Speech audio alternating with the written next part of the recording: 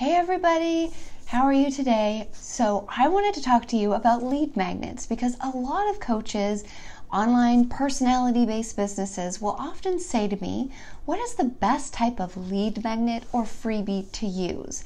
So obviously, if you've got an online business, then you know that there is a value in getting people to opt in by email, signing up for some type of freebie or lead magnet that is maybe a checklist or a blueprint or a webinar.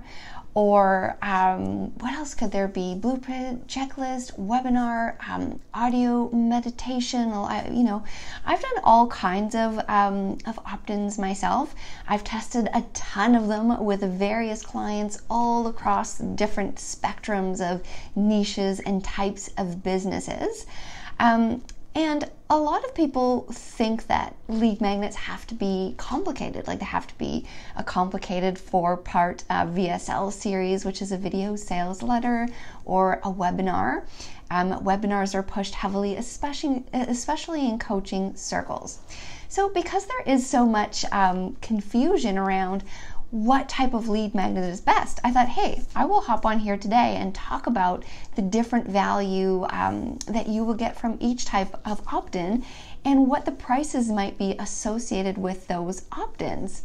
So first of all, when you're making an opt-in, you want to make it about something, and this is going to be obvious to some of you, but potentially not so obvious to others, but you want it to be about a key way that you help people. So say you're a relationship coach, this should be a key, a piece of information that's going to help your ideal people with their relationships. And a better way to get really specific about how you help people is to make a list about the top 10 questions that people ask you. So when people come to you and you say, I'm a business coach, you want to write down, well, what are the most common questions they ask you as a business coach? Is it how to do more ads? Is it how to kind of get more visibility, more clients, more sales? Although most people want those no matter which type of business you're in. But you get my point. So you want to be really clear on how you're helping people. And that's why it is so important that you're uber clear on exactly the solutions that you're providing and who you're helping precisely. Okay, so that's sort of the groundwork that should go into building your lead magnet. But then people will say to me, fine, I know what the problems that I'm solving, and I know who I'm helping. So what would be the best vehicle to get this information to people? So like I was mentioning before, there's a few different types of downloads. There's a book download, there's a checklist. You could have, say, a 7-step checklist to do X, Y, Z. You could have a free guide. You could have a webinar. You could have a video sales letter, which is a series of basically a webinar chopped into shorter segments. So if you're targeting people who you don't think would have the patience to sit through a 45-minute to an hour webinar, a video sales letter can be a really good way, or a 4-part video series can be helpful. Now here's the most important thing. First of all, a lot of people will say, hey, it's 2019. Does a simple blueprint or checklist or PDF? Oh, I know what I'm forgetting too. Quiz. Obviously for several of my clients right now, we're running a quiz opt-in. So that can be another type of opt-in too. Sorry, my brain is still waking up this morning. Okay. So people will say to me, well, what is the best type of opt-in? And they'll say it's 2019. Is really a simple PDF download still going to work? And my honest answer based on lots of testing is yes. In fact, sometimes simplicity is best, and the reason why a short and consumable blueprint or checklist PDF download still works so well is that people can consume it relatively quickly, right? So here's the danger when someone comes to me and says, hey, I have an 8-chapter book and I want to give it away for free. The main danger with giving away a book for free is that your ideal clients are not potentially going to have the time to read it. How many of us have bought a Kindle book and don't read the end? I mean, I probably have hundreds of books on my Kindle that I haven't yet read because I bought it with the best of intentions, of course, read the first chapter, and then life gets in the way and I can't consume the rest. So if you're a coach and you're offering a book as a free opt-in, that's the danger that you risk, is that people are not going to be able to consume it quickly enough and therefore see how much you know and how much you can help them. Excuse me. So that's why I usually tend to shy away from book downloads, except with some exceptions. It's usually much better to take your book, condense it into a much easier to consume format. So maybe a few 3-4 page checklist or blueprint about how this book helps them. And that way people can download it and then they can consume it relatively quickly, and then they see your value that much faster. And then the price now, depending on the industry that you're in, so the price for opt-ins for regular checklist blueprint go anywhere from about $2 to $4 USD. That's per person that's opting in. Depending on the placement of your ads and the competitiveness of your title, you could potentially get that down even cheaper. So I have some clients right now that are getting their opt-ins even cheaper at like $1.25 to $1.75, which is really amazing. So that would be what's normal for a relatively simple kind of PDF checklist blueprint download for your ideal clients, okay?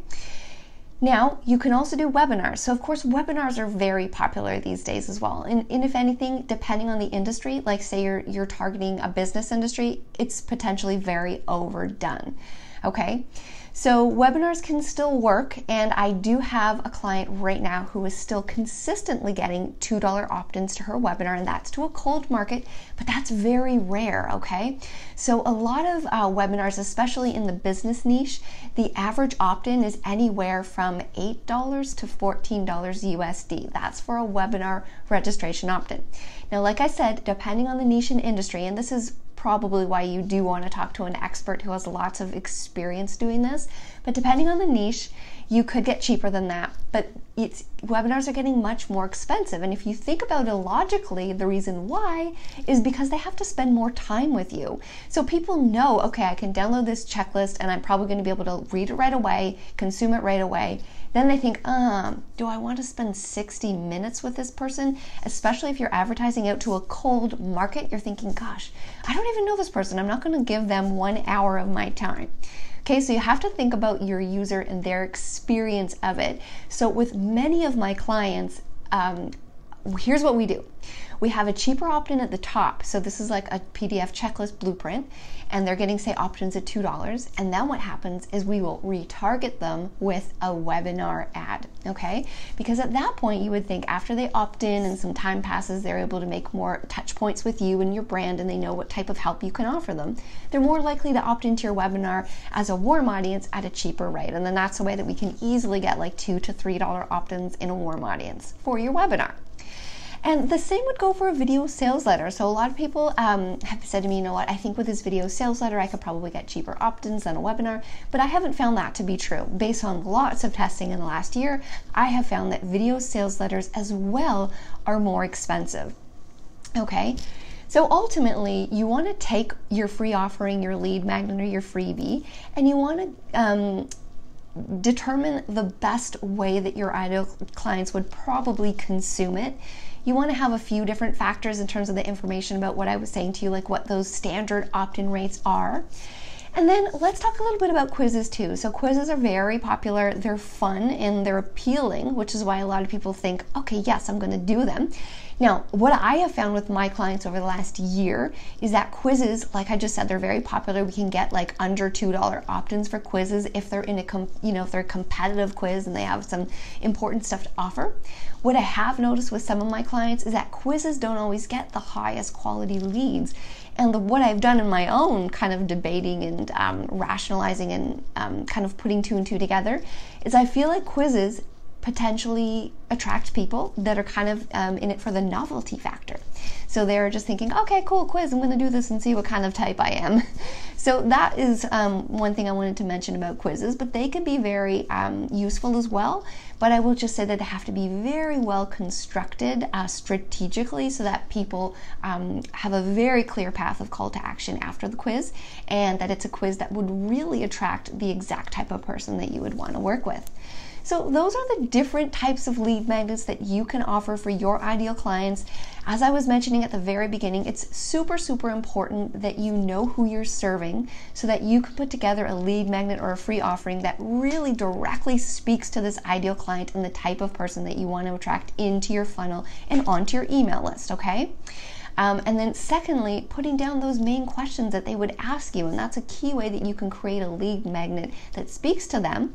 And then looking at the more practical things, like how much it costs, and things like a PDF and a blueprint and a checklist. They are still doing very well if you're educating if you have a desirable offer. So if you have a business that people want and are desiring, then yes, those simple lead magnets can still work very, very well. So I hope that this has been helpful for you. Let me know if you have any questions. Put a comment below. Let me know where you're watching from too. And I will be back later this week or next week. Okay, bye-bye.